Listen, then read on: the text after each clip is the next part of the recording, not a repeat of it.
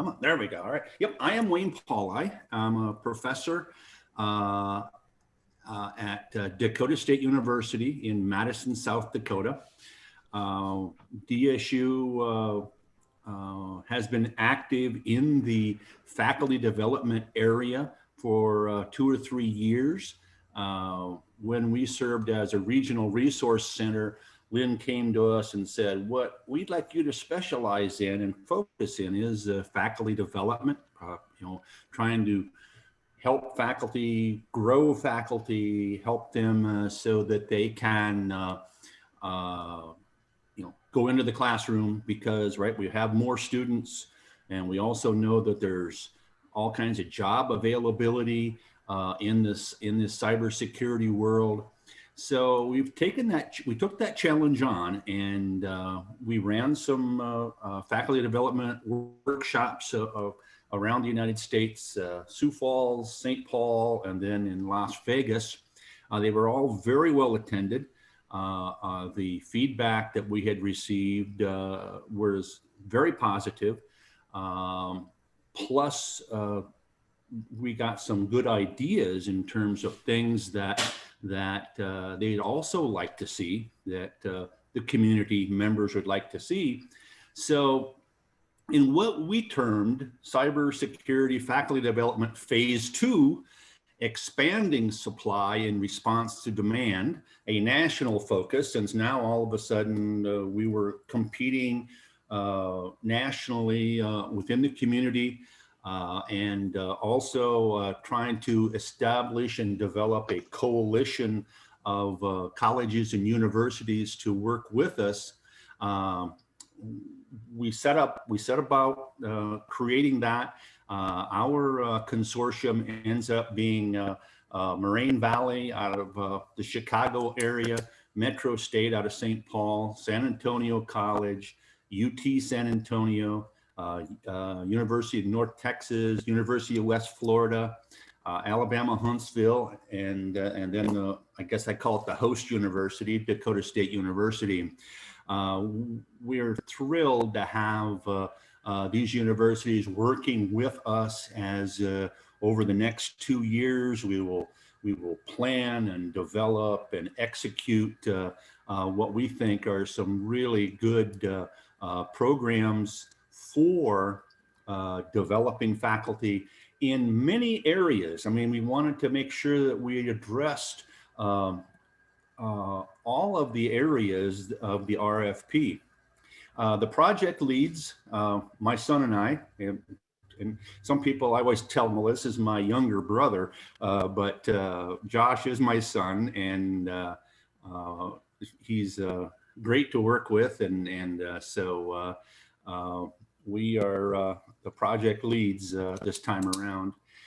Here is, I will be sharing this PowerPoint deck, and I actually already have shared it with Jill, but I'll get this out. So that here's all the contact information, the point of contacts of the universities and colleges in our consortium. Okay, and so it is a fact that there is a critical shortage of cybersecurity professionals that are available to teach and perform faculty duties in cybersecurity. I think we all feel that, and it's been for years that all we've been doing is stealing from each other to fill our needs. And what happens is that that's only short term. It's only a short-term fix, because people, if you get people that way, you're going to lose people that way. And so, being in the Northwest region of the CAE community, right? We do get winter, and we don't always have the most attractive times when it's time for people to come in. I can't show them the beach in Pensacola when we do a recruitment of faculty, and and Madison is a community of 6,000 people and 35 miles from an interstate. And sometimes you can drive that 35 miles and only see 3 or 4 cars, so it's a little bit different. Okay.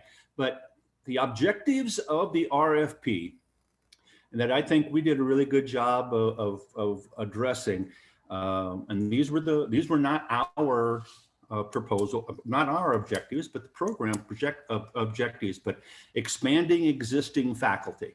Okay, how do we do that? Providing pedagogical support.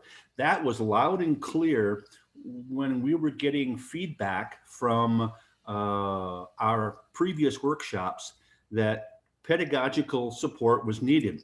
Universities that maybe were lucky enough to get professors of practice or industry people that could come in and teach, had never had any of that pedagogical training, or how do you really handle a classroom, or that type of stuff.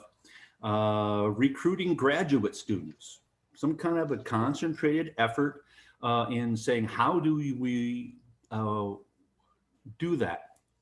Case in point, I'm the program coordinator for a cyber operations PhD here at Dakota State University. And the majority of us, and our program is online, so the majority of our students are practicing professionals. They're not in academia, and they don't plan on coming to academia. Number one, we can't meet their salary demands, and Lynn and I have talked different times about whether it's NSA or Dakota State. You know, I mean, it's like we only have so much money that we can pay people. But trying to get to graduate students and showing them the wisdom they could have of getting into academia and teaching and becoming a professor and things like that. And then, of course, a very large population is the transitioning military and government personnel. Getting that expertise, that training they've had, and getting that into the classroom. So we think that all of those objectives are very strong and lead us to a really good way of addressing the issue of growing and providing training for an increasing professors that are needed in cybersecurity. So then it's kind of laid out for you where what we did is we allowed our partners to say, okay, where do you see yourself? You know, we didn't pigeonhole anybody. We said, where do you want to work in these objectives? And this is how we came in. And granted, we might be a little bit light in the whole graduate student recruitment, but the University of North Texas is really creating a really good pilot for us that this is almost like a beta, and we're going to be able to then share that across the spectrum of universities as we move forward. So anyway, just kind of give you an idea of where everybody kind of laid in and brought into. Certainly when the transitioning of military and government personnel, West Florida is huge amount of military. The San Antonio area with both San Antonio College and UT San Antonio, tons and tons of military folks in that area. So we think that we're really going to be able to learn a lot and then share all that across the nation and across the entire community of our CAE community. All right, so cool. So by institution, that's kind of how it laid out. And we're really good. We have a really good feeling about how these things are. All right, so if we took a little bit of a deeper dive into what each institution is offering, and why that institution is interested, and why you should be interested in what that institution is offering. Now, first off, I'll say this, right? The grant just kicked off September 30th. We've had organizational meetings. We are working on a calendar of events and also working in tandem with TJ at the University of Colorado Springs, and TJ will be coming up next. And then we actually kind of thought we'd each give our presentations and then open it up to questions that we could jointly answer for you. Because we're working jointly on this. When Lynn brought that to us, we were like, well, yeah, we could do this. And so TJ and I have had to establish some relationship, and unfortunately, we've had to work with Tony, and you all know how it is working with Tony. And but we get by. And no, actually, you know how good it is to work with Tony. So let's take a look at some of the things that we're doing. Metro State out of St. Paul, right? They have a really good cyber range that they have developed there. So they're going to utilize that cyber range and make that available to anybody that would like to participate in these programs here. I'm trying to, there we go, get that screen out of the way so I can read my slides. Specifically in the area of advanced incident response and handling, open source platforms, tools. Participants will experience how a SOC works, how a SOC team detects incident responses. They'll analyze, they'll respond. So from that perspective, Metro State will be leading our area from a standpoint of incident response and providing training there.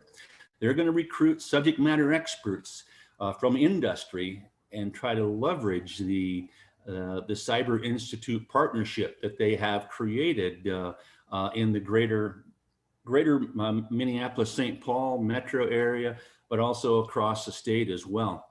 And sharing that with us so that we can participate in that. So that's Faisal and Metro State, and really happy to have them along.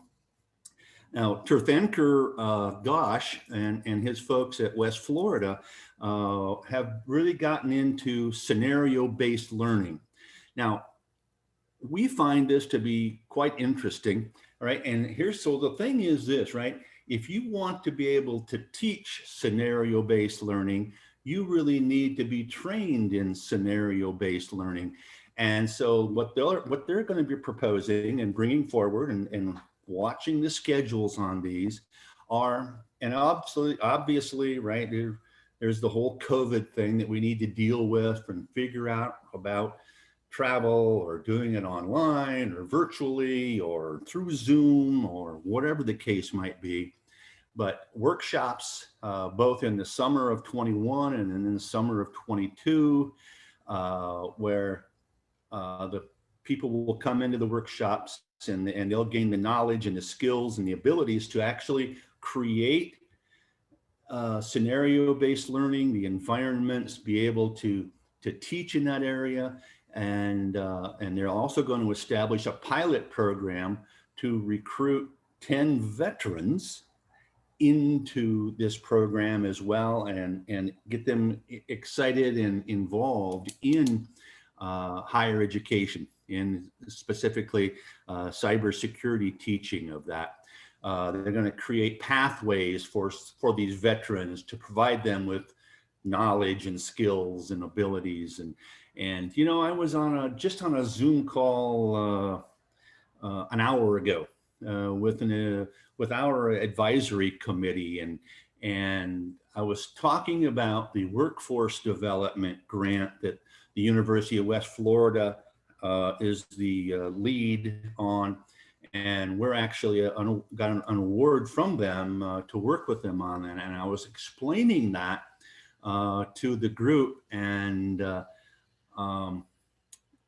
one of my members, of the advisory board, he says, you know, he says, I'm retired military, and I didn't even know that, right? And but he just said that he just thought it was a great opportunity and really a good idea that the NSA and the CAE community was focusing on veterans and you know, people that are coming out of the military and because of the training they've had and things like that. So we're real excited about our whole leg of the military area. University of North Texas, they're going to work with professors of practice and PhD students. Okay, they want to prepare the professors of practice on how to integrate, translate, and utilize their industry experience and bring that into the course outline. You know, I was not, higher education was not my first choice. I was a banker for over 20 years. So I was able to utilize that industry experience and that interaction with people and things like that. So that when I came into the classroom, I wasn't just talking about the curriculum, but I could tell a story and I could relate that to something in the real world. And I think that's very important. And I think that's a real strength of professors of practice, is that they have that industry background so they can relate real world experiences to whatever the curriculum happens to be at that point in time to the students that they have. And so then we'll be mentoring these professors of practice for project-based learning and classroom management, because that would be the area when you stop and think about pedagogical things. This would probably be the area where they might be a little bit weak. This is the area where we want to address and say, these are things that you might want to consider and things that do come up. We want to then have the professors of practice co-teach with PhD students. We think that that gives a really good mixture for both parties. It allows that PhD student to interact some with a faculty member that has real world experience and is being able to take that into the classroom. And also be able to more fully develop soft skills, which are sometimes lacking in PhD students. So that's the University of North Texas. San Antonio College, which is now again focusing on the military, because one thing we do know about San Antonio is it gets hot in the summer and they have a lot of military folks there. But this is Kim's area, and going to expand faculty numbers by focusing on military and first responders, recruit those people and bring them in. She's going to do workshops on campus. My guess is, once again, this could be something that might end up having to be virtual in nature. We'll just have to see how things go going forward. And then also providing ongoing mentoring, which including monthly video conferences. And that's important, right? You all have seen where you've taken somebody and you've trained them and you have them all ready to go, and then you turn them loose.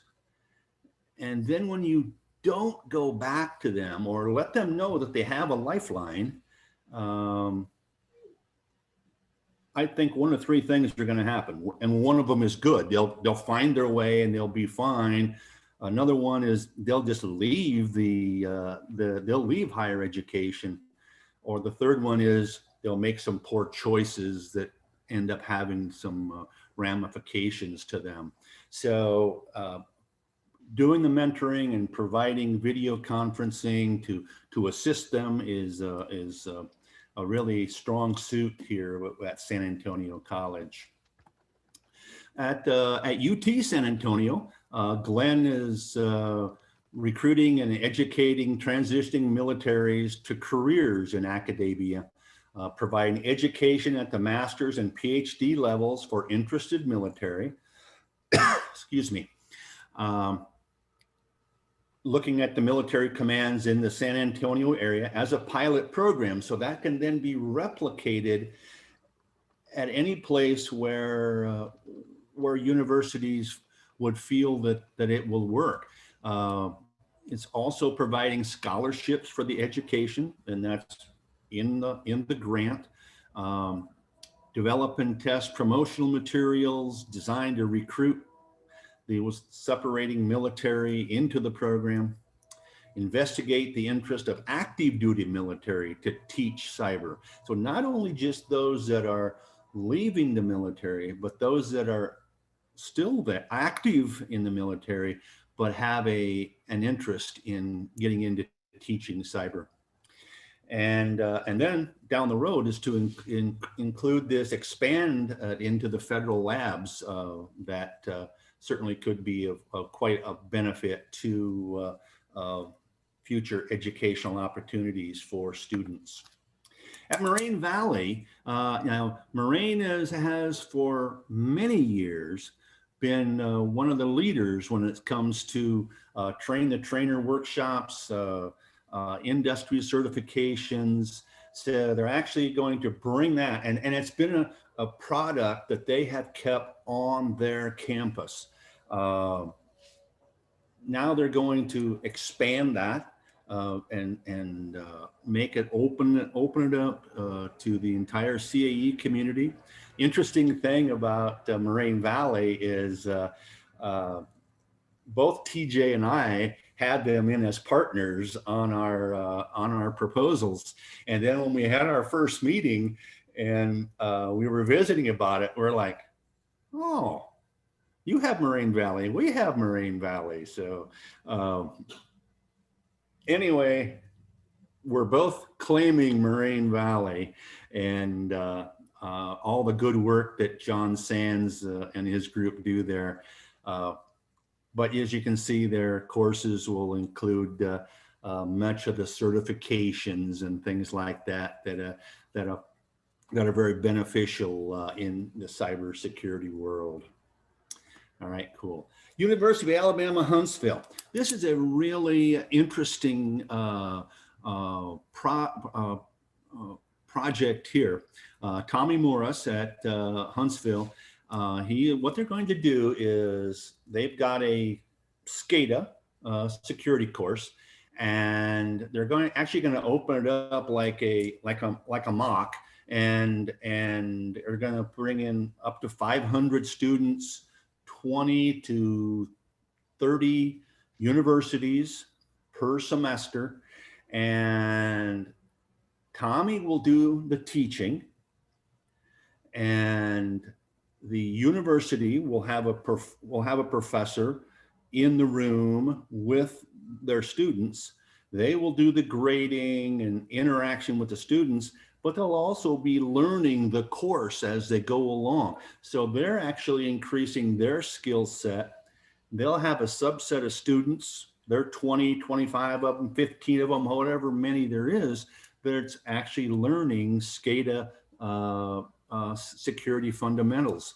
And I know at Dakota State, we've already said we want in. And so Tommy said, well, at least I didn't get fully rejected of students of universities wanting to come into this. So as we get our act together, this will be one of the first projects that will actually take place. And I think that just the concept of it doesn't have to be SCADA, but just think about the many different areas within the security realm that we could do this with. We could take an expertise that somebody has in Purdue Northwest, and we could have them do it for 500 students. And you know, the key is going to be the framework, the platform, all those kinds of things that will make this, help this be successful. But we're really excited about how that is coming along. So look for more information on that fairly soon, because we might even start this one in January. So maybe a good thing to do would be just to write Tommy Morris an email if you're interested, or if you have some interest, because he'd love to hear from you. All right, cool. And then Dakota State, we're going to continue with the work. Yes, go ahead. I think you're right. I think that's going to be a very interesting model if you pull it off. And I really appreciate it if you guys would keep us in the program office updated as Tommy proceeds with that, because if it goes well, it's something we could expand quicker, and we could maybe leverage it for some of the new things we want to get into, like AI and big data and some of those kinds of subjects, where there isn't a broad range of expertise across the nation now. Mm-hmm. Yeah, but it would excellent. be a rapid way of building that. Yeah, absolutely. Can I ask one more question about that? Sure. This is Jonathan Yerby from Middle Georgia State.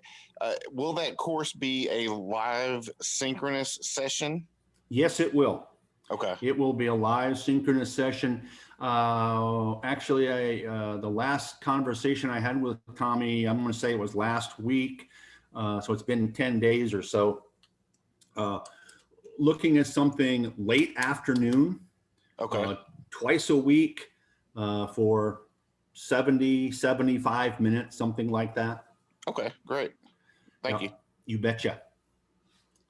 All right, cool. And then DSU, the workshops that have proven to be very successful. We will do outreach into the CAE community to determine those areas of greatest need. You tell us what you want training on. It's worked out very well that way, whether we look at through the KUs or something that's going on. Maybe it is artificial intelligence, or maybe it is big data. It's something out there that we think through your feedback that there's a demand for. And then we would organize in-person train the trainer workshops. There again, COVID will dictate some of that information.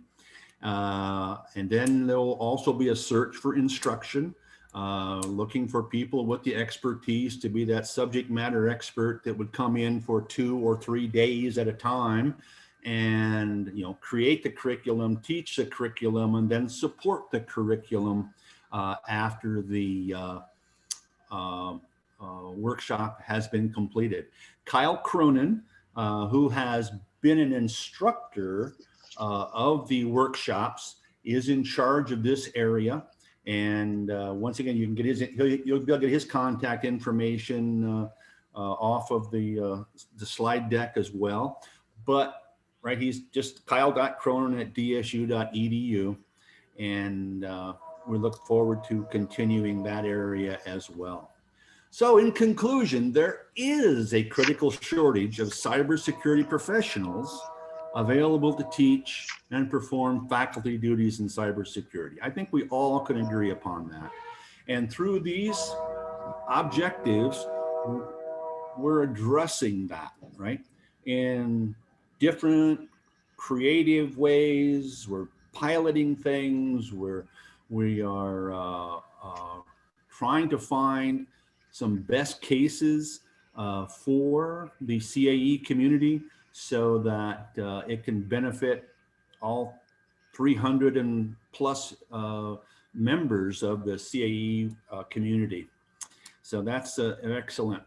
Okay, so as Lynn mentioned, and I mentioned earlier, we did, right? They funded 2 programs. There were some similarities, but a lot of differences. And it was kind of, when I first read through the Colorado Springs proposal, I went, that's some really neat stuff in there.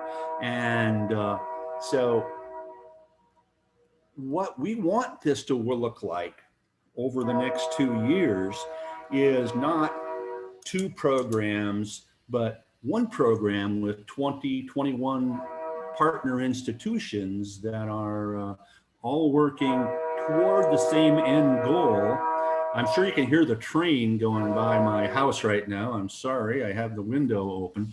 But that's the goal of the faculty professional development area, is to make this like one. And Dr. TJ from Colorado Springs is here. I'm going to be turning this over to him to for his part of the presentation. If you have any quick questions right now, I could take them, or we're actually going to allow time at the end for questions as well. So I hope you can tell that we're excited to work on this. And I think that overall, and then when you see the list of partners that TJ has put together, you're going to say, you know, it's a good group of schools, and I think things that we're all going to be able to benefit from. And that's what this should be all about, as we jointly work to increase cyber professionals teaching out in our institutions. Okay, I don't know how much time I did. I didn't do too bad. I talked fast, but I didn't do too bad. I'm going to stop sharing. And TJ, I'm going to send it over to you. Thank you, Wayne. Let me load it up. Greetings, everyone. As Wayne pointed out, we are two awardees, but going to work as one big coalition under essentially Tony's lead overall as national center out of San Bernardino. So Dakota State had 9 institutions, and with our coalition, we have overall 11 partner institutions, and we share Moraine Valley Community College as a common partner. So this is our team. In addition to myself, we have Dr. Gary Klein and Dr. Rob Block from UCCS. These are our partner institutions. So I'll start from left to right on your screen. We have Whatcom Community College out of Washington. We have Arizona State University. From Colorado, it's us at University of Colorado, Colorado Springs, along with US Air Force Academy. We have University of New Mexico. We have Moraine Valley Community College out of Illinois, University of Cincinnati out of Ohio, Robert Morris University, University at Albany SUNY, National Cyber Watch Center, and Florida International University. So these are our partner institutions. In terms of impacts, on the left-hand side is the criteria that was laid out in the grant solicitation. First criteria was to expand knowledge among existing faculty. So in terms of impact, as part of our coalition, we are planning to train over 1,300 faculty members in the next 2 years. We're going to develop programs at 100 institutions, or basically support 100 institutions to develop their programs. And in terms of training faculty, it will be done over 20 hybrid courses, 35 workshops, and 6 boot camps. We're going to talk about about those courses and workshops in the next few slides. From pedagogical preparation point of view, we are going to train 200 professors of practice over 4 courses and 4 workshops. We are going to train 250 students who are going to receive about 8 graduate certificates, and they can transfer those courses and credits into their graduate pathways or even doctoral pathways at our partner institutions. We're going to train 267 transitioning military and civil personnel. Whatcom Community College gonna expand MOS pathways to university level.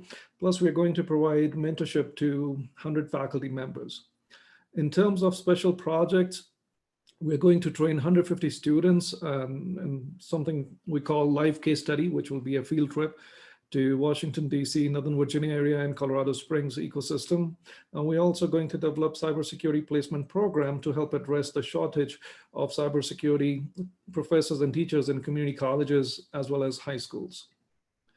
So in terms of program components, this is the general structure we used for most of our partner institutions.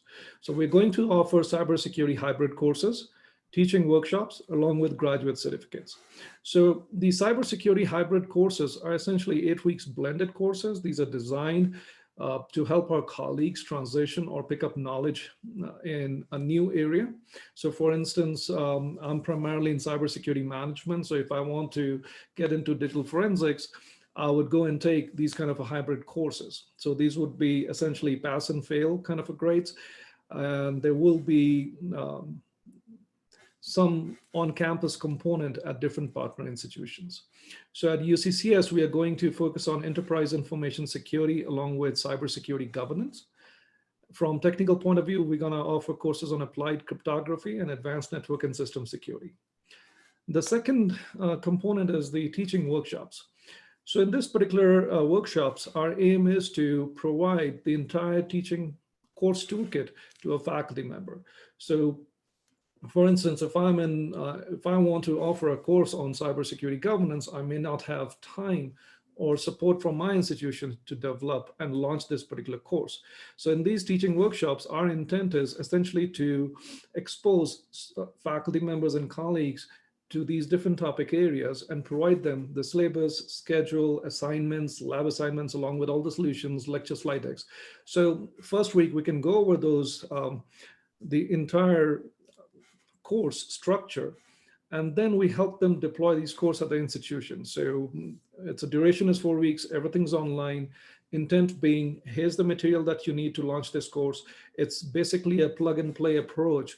So you got all the course content for a particular course, you basically go and plug it into your program, whether it's at the graduate level or it's at the undergraduate level. At UCCS, we're going to focus on blockchain and malware detection, along with provide course toolkit for cybersecurity law and enterprise information security. And then we also gonna train graduate students who will come and take these online graduate certificates. So we're gonna focus on cybersecurity management along with network system security, which will be offered by our College of Engineering and Applied Sciences. So this is the general structure that you're gonna see implemented across majority of our partner institutions with small deviations. At University at Albany, SUNY, Dr. Sanjay Goel is the PI from Albany. Again, following the similar format at Albany, they're going to focus on digital forensics and incident handling. So hybrid cybersecurity courses will be offered, which will be 8 weeks, similar structure, blended approach with some on-campus component. This is post-COVID scenario. Online teaching workshops, which again going to focus on digital forensics and cyber risk analysis. And SUNY Albany going to focus or train 60 faculty in cybersecurity hybrid courses and provide course toolkit for 45 faculty members. And then students at Albany also have the opportunity to pursue a graduate certificate, where we are going to provide $5,000 scholarship per student. It doesn't cover 100% of the tuition. Intent being we wanted students to have skin in the game. So it pretty much covers, I believe, 60 to 70% of the tuition cost. And we want students to chip in with the rest of the tuition amount. University of Cincinnati, we have Dr. Cheng Lee. Cincinnati going to focus primarily on data-driven cybersecurity, which is a new area and very much in demand. So the hybrid cybersecurity courses, along with teaching workshops, going to be focusing on data-driven cybersecurity, where Cincinnati going to train about 100 faculty members across these 2 workshops and courses. Students can pursue the graduate certificate online. There's going to be graduate certificate for teachers and instructors. Essentially, aim is let's help prepare 20 faculty members or teachers for entry-level cybersecurity courses, and they can go and teach these courses at community colleges or at various institutions. University of New Mexico, we have Dr. Shin Luo. He's going to lead the initiative at UNM. UNM going to focus on human factors along with advanced information system security courses. They're going to train about 80 faculty members in terms of course toolkits, along with getting them into human factors aspects. Students can pursue graduate certificate on information assurance. Again, it's the same model where students will be given $5,000 scholarship, which offsets about 2/3 of their tuition costs. At Florida International University, we have Dr. Alexander Perez Pons, who's going to be leading the initiative. FIU gonna focus primarily on digital forensics. So for hybrid cybersecurity courses, they're going to train about 100 faculty members. Will be exposed to introduction to digital forensics along with network forensics and incident response. Another additional 100 faculty members would be provided online teaching workshops where they're going to get these course toolkits where after these workshops, they can essentially plug and play and plug these courses into the curriculum. FIU will also provide boot camps to 100 faculty members. And so these are week-long boot camps online. Aim is to expose faculty members to different topic areas in forensics. So we have digital forensics, network forensics and incident response, mobile forensics, image and video forensics. One neat part of these boot camps and these workshops and courses is FIU is going to mail all the participants digital forensics toolkit. So you'll have a toolkit that comes from FIU. You will have it for the duration of the course. They come up with, for instance, mobile forensics, all the toolkit to enable mobile forensics will be provided. So you don't have to worry about that. And at the same time, students can pursue digital forensics online at FIU. Now, these are not necessarily limited to FIU students only. So anyone from RCA community, if they're interested, any student who's interested in pursuing digital forensics can apply for this particular program and get support.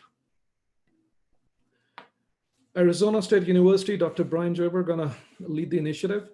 When we went through this, one of the key pieces that we thought was missing was the emergency management and homeland security piece. So that's where ASU comes in the picture. We reached out to Dr. Gerber. He was kind enough to come on board under the same structure where faculty members, if someone's interested in learning more about emergency management and homeland security, will go through these hybrid cybersecurity courses, 8 weeks blended with some on-campus component. They're going to train 80 faculty members. If you want to plug some of these courses into your curriculum, you can participate in online teaching workshops, again, training 80 faculty members, and about 20 students can get scholarship support to pursue a grad certificate in emergency management at ASU. Pedagogical preparation. So at UCCS, we worked with our College of Education. They're the experts in pedagogy. So we brought them on board. They're going to provide 8-week-long online cybersecurity pedagogical course that could be taken for credit or without credit. Our aim is to train 100 professors of practice. So this part, we have, at least I can talk to from my experience. I have tried in the past where we picked up expert cybersecurity professionals from industry. Everyone in industry thinks it's easy to teach any of these courses till the time they actually get in the course and then they see the student evaluations. So it's been a constant challenge where we have to train these experts from industry to be effective in the classroom. So from that point of view, it's a very useful program, online component where we are planning to bring in 100 professors of practice, expose them to different learning theories, different components of what makes you an effective teacher. Along with that, Dr. Lawrence Tomei from Robert Morris University going to be providing 8-week-long online workshop on pedagogy as well. So this is focused more on integration of technology into the educational leadership component. We're going to train 100 professors of practice. Both these pedagogical pieces will focus on technology and cybersecurity components. What's the best way to be an effective technology professor or teacher in a classroom? Moraine Valley Community College, John Sand's going to be leading that initiative. Aim here is to provide faculty development workshops focusing exclusively on certifications. So this is the opportunity for faculty members, anyone who is interested in taking these industry certifications, you can reach out to MVCC and faculty members would be trained in these certifications. So you're ready to take the exam whenever you feel like. Casey O'Brien at National Cyber Watch Center, they've done a wonderful job in terms of competency-based mastery learning curriculum. So he's going to train the trainer workshops, training about 50 faculty members. This is essentially focused on some of our colleagues who might not have IT or cybersecurity background. So aim is they come in here, 50 faculty member, whether they're community colleges, four-year colleges, anywhere, or even our colleagues from, for instance, College of Education, if they want to move over. They can come in, these IT foundation courses would be provided, so they're ready to take any of these hybrid courses at any one of our partner institutions. Whatcom Community College, Corinne Sand, gonna be leading the initiative. Aim here is to conduct the cybersecurity program development workshop. So we want to focus on helping colleges to develop and launch these cybersecurity programs. Corinne gonna run a couple of workshops along with few smaller workshops to get the feedback and train 100 faculty members who are going to represent 100 institutions and get them ready in terms of launching their program. Cybersecurity Management Council, this is, they're going to engage 100 institutions. Our focus is to support 100 institutions and develop security management degree programs. In my experience, what we have seen is there are a lot of programs on technical aspects of cybersecurity, but we do not have much guidance and support in terms of cybersecurity management or cybersecurity policy kind of a degree program. So aim here is that we are going to focus on 100 institutions, provide mentorship to 3 faculty members from those 100 institutions each over a period of 2 years, and provide them everything they need to launch a cybersecurity management program in the institution. So we're going to provide them with program proposal, including supply and demand, positioning, and everything that you need, program learning outcomes, things of that nature.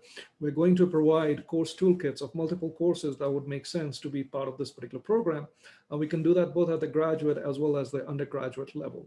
We're also going to provide online resources, the program course mapping to NSA/DHS criteria, as well as NICE framework. So they don't have to stress too much about launching the program. This will enable these institutions to launch these programs very quickly. And then the mentorship helps in terms of what we have seen. Simply one-shot workshops are not enough. When we're trying to launch a program, it's a prolonged effort, depending on campus and institutions, can take anywhere from 9 months all the way to 18 months plus. It's a long-term exercise, 1 to 2 years is not a stretch. So we want to provide that support to these faculty members when they, let's say, get resistance from administration. When they have to talk about how are they adhering to accreditation standards. So we help them launch these programs, and at the same time, we'll also provide shared best practices in terms of how to recruit, which areas to go for in terms of recruiting your students in these programs. And then we're also going to develop a directory of cybersecurity management education, which captures all the programs, faculty members, curriculum across the country, institutions that are focused on cybersecurity management discipline. That includes policy kind of a programs or cybersecurity strategy leadership kind of programs as well. Then we're going to have a cybersecurity field trip. We're going to focus on 100 graduate and doctoral students. Aim here is basically to get them motivated and excited to join this particular field. So we're going to conduct something called live case studies, which are field trips where we're going to take these students, promising students, encourage them to join academia. We are going to expose them to cybersecurity practice from a government, defense contractors, defense or private sector vantage point.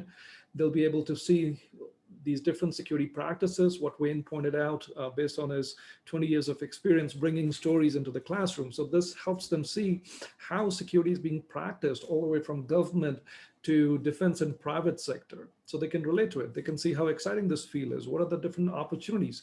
We're going to plan some trips to the agencies, interaction with subject matter experts. The duration is 4-day field trip. We'll try to do it twice a year. This is again a post-COVID scenario. And we're going to focus on 2 ecosystems, Washington, DC, Northern Virginia for obvious reasons. And then Colorado Springs ecosystem, where we have multiple military commands, strong defense presence. And then Space Command is coming or is already in Colorado Springs as well, along with neighboring ecosystem, where we have about 160 plus cybersecurity focused companies and about 120 plus IT companies just based out of Colorado Springs. Then we're also very excited to develop cybersecurity placement program. Gretchen Bliss gonna be developing this particular program, where our aim essentially for this particular program is to reach out to CA community and understand what are the needs and deficiencies when it comes to cybersecurity faculty members. What what are institutions looking for? What kind of a faculty members, disciplines that we need or courses that they need to focus on? And then we're going to reach out to our partner institutions and all the professors of practice, along with all the graduate students, doctoral students we're going to be training. So we're going to do some sort of a matchmaking between them, make them aware of these opportunities. So all the folks who get trained through this particular program with our partner institutions, including Dakota State Coalition, will basically share it with everyone that these are the deficiencies, here are the opportunities. Most of the time, doctoral students, graduate students need experience, so help them connect. In addition to it, we're going to develop virtual cybersecurity teachers program that is primarily focused on addressing the faculty shortage at the community colleges, along with high school level. So most of the time, our doctoral students, before entering the job market, in order to be more competitive in the job market, they're looking for some teaching experience. And it's very difficult to get teaching experience at university level. So what we thought, you have community colleges that have need for these faculty members, plus they do not have generally resources to pay for those faculty members. And on the other hand, we have doctoral students and graduate students trained in cybersecurity who are looking for teaching opportunities. So we are going to do this pilot program where we're going to actually do matchmaking between the students who are going to be coming out of the program along with community colleges, where these teachers get placed and they teach these year-long online courses in various community colleges. So I think that will benefit everyone, both community colleges as well as doctoral students, and help them be more competitive in the job market. We are also going to train, all our partner institutions going to recruit transitioning military and civil service personnel.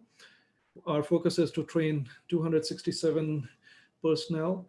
And this will be done throughout the program. So all the hybrid courses, the online teaching workshops, pedagogical courses, the graduate certificates. So all our partner institutions gonna go out and recruit at the minimum 20% participants who will be transitioning military and civil service personnel. On top of it, we'll have Cybersecurity Management Council provide this kind of a mentorship. Whatcom Community College gonna expand their MOS pathways, which currently had focused on community college level. And we are basically gonna award credits based on military occupation, but rather than community college, now they're gonna focus on university level transfer of credits. So align all these military occupation, provide certain university level credits, which helps our military personnel or transition military person to transition or get some of these credits towards their degrees, whether it's for the undergrad or at the grad level. Then members with qualifications, we're gonna provide them pedagogical training, get them ready for adjunct or tenure track positions.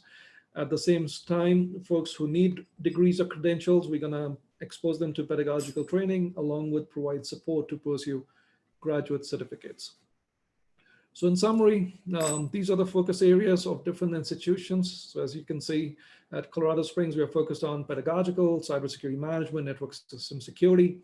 Robert Morris University is going to focus on pedagogical piece. FIU focuses on digital forensics, along with SUNY Albany, who are also going to focus on digital forensics. University of Cincinnati going to focus on data-driven cybersecurity. New Mexico focuses on information assurance. Moraine Valley Community College going to help us with industry certifications. Whatcom Community College helps us from program development point of view. IT foundations or cybersecurity foundations going to be provided by National Cyber Watch Center, and CSM Council going to help 100 institutions develop security management programs. Thank you so much for your time. My contact information is right there. We're in the process of developing the websites and all the infrastructure, so you'll have those contact information. But in the meantime, if you need to reach out, please reach out to me, and then I can get you in touch with relevant parties who can address your concerns. Thank you both for your presentations. I guess we have time for a Q&A now. Are there any questions?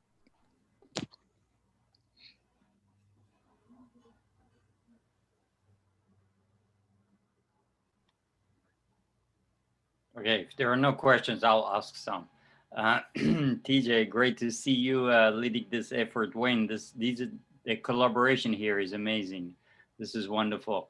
As we grow the community and we want to get the community also informed, I think there will be a lot of activities coming up from these two projects.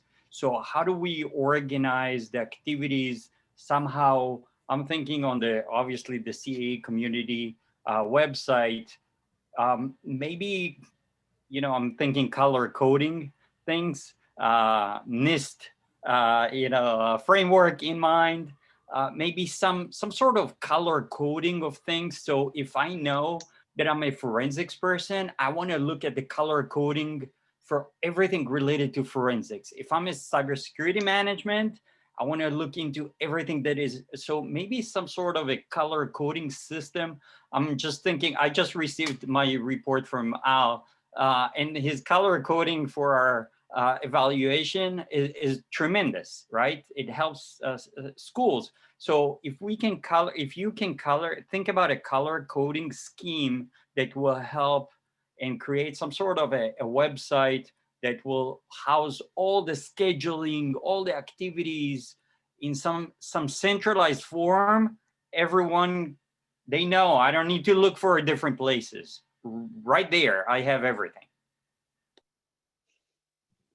Yeah, I definitely agree with you. And those are some of the things that that TJ and I have been visiting with Tony about, and we definitely are moving in that direction.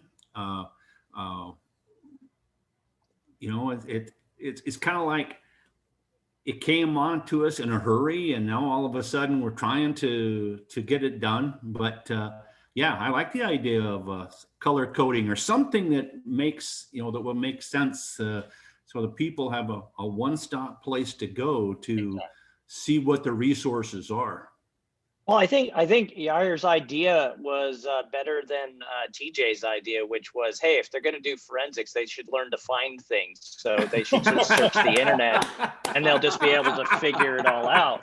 That's part of the faculty development. But maybe we rethink that, TJ. Maybe we have a centralized area. That, we can implement we that. stuff. Yeah, as you can imagine, there's a lot of activity in a lot of different places. So we're trying to figure out a master design. We're going to try and get through the symposium, which is in 2 weeks. And we've already had a talk with Wayne and TJ about, do we want to try and have a centralized project management system that automatically feeds things and then feeds up to the calendar for kind of the master calendar, or some way of identifying it so it doesn't become labor intensive. But in the meantime, Wayne, he just sent me a picture of Post-it notes on a desk, and we're gonna put that up on his MySpace page, and then it will, and then everybody will be able to find it there. So yeah, excellent. Yeah, that would be simple. Yeah. Tony, I want you to be sure the vampire sitting behind you doesn't take a chunk out of your neck, right? No. This is he's an election expert, and he's been brought in to help count votes, huh? I can just hear him now. 1, 2, That's right. So one thing we forgot to mention that, it's a 2-year project at this stage, and first year is dedicated to the development and the coordination piece. So it's one message that comes out through the National Program Center. And then most of our programs, with some exceptions, will be implemented fall of next year onwards. Everyone's going to have plenty of time for opportunities to register, to understand what they want to do. And one of the things we want to limit is not the same set of I'm trying to be careful here, so to speak, same set of folks who end up taking multiple courses and workshops. So what we're trying to do is we're trying to provide this opportunity to as many people as possible and as diverse set of individuals as possible. So we're able to address the cybersecurity faculty shortage that we are facing across the country. And that will require a heavy lift of coordination between our group, Wayne's side, and of course, with Tony. So everyone goes to the website over there, and Tony gets bogged down with multiple different things, and we have been bothering him about where's the central registration system? Can we get it tomorrow. Why are we? We would love what's that. happening, right? So we're aware of all that stuff, and Just I think happening. all of us are interested in providing these opportunities to as many people as possible in a fair manner. And I think from NSA point of view, it's been very helpful and deliberate that first year is the development piece. Let's get our act together. And second year is the implementation phase. So everything moves very smoothly across all our initiatives. Will there be any prerequisites for these? We have some faculty in our math department that are interested in getting more involved in our cybersecurity education. Will they need any prerequisites, or how will that work? So on our end, and I'll let Wayne talk about his partners. From our end, we were very upfront with all our partner institutions that these are our colleagues. And the aim here is to help address the cybersecurity faculty shortage. And keep in mind, everyone's an expert in their area. So aim here is to help them transition into our field. So almost all partner institutions from our end had agreed and are aware of it. There might be few exceptions, so we'll handle those exceptions as we go, especially from technical point of view. But even our discussions with FIU, and FIU has been very supportive and encouraged about this particular bit, that how do we get more people into digital forensics, right? So can we develop these hybrid courses where the expectation is you can have folks who might have a doctorate degree in security policy or management, but they have a doctorate training and they might have a master's degree in IT or computer science. So you have that threshold. So let's not create more barriers. Let's try to reduce those barriers and figure out a way to get them on board. And then one of the key components was no grading. It's going to be pass or fail. So you're going to focus on a learning component, and not to forget that these are our colleagues. So how do we get them somebody from education? Yeah, somebody from education, let's say on case by case basis, they want to be digital forensics expert. So at times we'll have to lower or manage the expectation and say, not possible in the first go. Let's have a plan how you're going to transition over a few years to be digital forensics teacher, for instance, right? So why not? It might be easier for that individual from education to get into security management, some courses in security management, and then they can build their pathway into more technical aspects. So that's the multiple coordination, one externally with the CA community and rest of the world, and second internally with our partners to help make them aware and get them on board and get them comfortable with this idea that we need everyone to address this issue. And let's figure out the best way to go forward. I think that's a great answer, TJ. And one of the interests I have from the program management side of this for all of the initiatives that we're doing is that even though Wayne mentioned that they've been doing their workshops for the last couple of years, this larger effort is in many ways a pilot. Even though we've funded it for 2 years, we're going to learn from it. And in this program, in the competitions program, almost across the board, we're going to be looking at the end of next summer at where we are and what's working, and get everyone's feedback on what else needs to be done. And then look at where we want to go with future development, because, you know, you bring up a good point.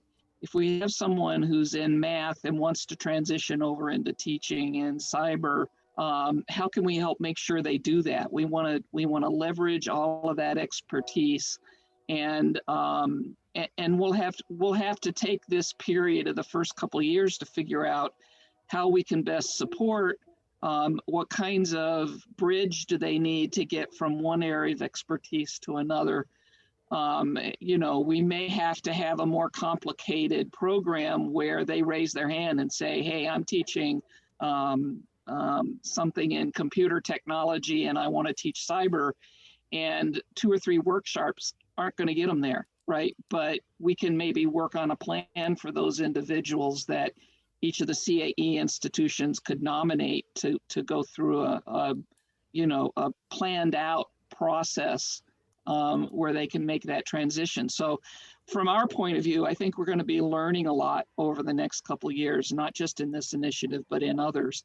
And we're really going to count on the community, both the community of schools that are currently providing the project and on the community of audience to tell us what's working and what else needs to be done. You know, we're going to hear more about this kind of about training like this when we have the workforce development folks give their presentation. We're involved in that, and part of what we're doing is we're creating several areas of modules of cyber curriculum that I think would be very appropriate for, you take somebody that's in math or whatever, just another discipline that wants to start to get into the whole cyber realm. We're going to have those resources. NSA will have paid for those resources, and they're going to be out there available, whether it's in Clark or wherever the platform is going to be that will make them accessible. And that would be some good training there too, to help them get up to speed with where their own home university would want them to be before they could turn them loose. Did Blair pay you to say Clark? No, I saw that someplace. I don't know. I did see Blair on the line though, but yeah. Tony, you know, some of the conversations we had a couple of years ago about how you transitioned from business into this area really helped me think about investing in this from a program management point of view. What were you doing before yours was a summer program that you went through, wasn't it? Yeah, so thanks to the folks at Carnegie Mellon, they had a NSF proposal to build capacity, and they would bring us out and force us to live in Pittsburgh for 3 weeks or so. Yeah, and it was a great, survived. Yeah, it was a very intensive, and yeah, that made all the difference in, you know, giving us not only, you know, skill, but perspective on how to do it. And I believe there's other people on the call that went through a similar program, but it really, showed you the ropes to skip and the ropes to know on how you implement a program. Yeah. So I think all of that learning is going to go on over the next couple of years. And those of you that have been through something like that, I'm hoping will give us your experiences and help us model where we need to be with this. I would very much like to see a professional development effort for faculty be part of the core of the CAE program in the future. And so this is one of those areas that I'm really interested in learning from and seeing what's the best way to develop that. So I'll quit talking, let other people ask questions. We have a question from Martin for TJ or Wayne. He was asking, how do we participate? I think we'll have to, right now we're going to have to wait for a little bit, but as we get things developed and we get the marketing and the information sharing out there, I think that we definitely want participation. There's no doubt about it, you know. So Martin and everybody, one of the things the guys keep talking about, Tony and CSUSB, we've asked them to kind of be the hub for communications for both this effort and a couple of others. And so once, you know, as soon, you know how grants go, we get the money out there and they need a period to plan and get started. Once we kind of know what the timeline's going to be, there will be announcements out to the community. I'm imagining that there will be web pages involved, and my best advice is to please read your email. Let me stomp my foot and said, please read your email. Don't say, oh, that's from the community, and delete it before you even open it. Because you're gonna, you know, there's gonna be a lot going on in the next couple of years, and I don't want you to miss out on any opportunities. And the website currently has an ability for you to log in if you're, you know, the point of contact, and you can post your own events on there, and then they just go through a little editorial review. We clean up the graphic and we post it on there. And so that'll be kind of where we sit for the time being, and then put some things on a calendar. But we also have we've appointed coordinators for the regions and for the communities of practice. And I'm in process of having point of contact people for initiatives like competitions and faculty development to be able to really kind of get an idea, a bird's eye perspective. Our job is not to tell people what to do. Our job is to hear what you're doing and figure out a way to communicate it the best. I think in terms of the question was, students want to know where jobs are at the end. Are there resources to help promote? I think you heard TJ talking about plans to do some of that. And certainly if you've spent any time on the community website right now, you know that there's already a place to post when schools have opportunities out there. We're also doing a lot of work in K-12 right now. And for people that go through this and are interested in working in that environment, I'm sure that, you know, I can't tell you what that bridge is going to be right now, but I'm sure it won't take long to build something like that. Keep your eye out. As the coordinator at Insight for the monthly member topics, if anyone wants to share this information or whatever their initiative would be on this grant, contact me and I can help get you set up for our 2021 program that we have scheduled. Yeah, I think Stephen, I think the program office may take you up on that too and kind of prod a few people as we see these initiatives developing. Send them your way, and maybe the same with the National Cyberwatch Center, people like that have periodic events to help get the word out on what we're doing. Be great, thanks. Jill, you just said we're going to share recording and slides. Where are they going to be posted? They will be posted with the other CAE symposium slides and recordings following the full event on the 20th. So after that, everything will be available. But in the meantime, we'll continue to send this recording out once it becomes available to us, to everyone that registered today. Okay.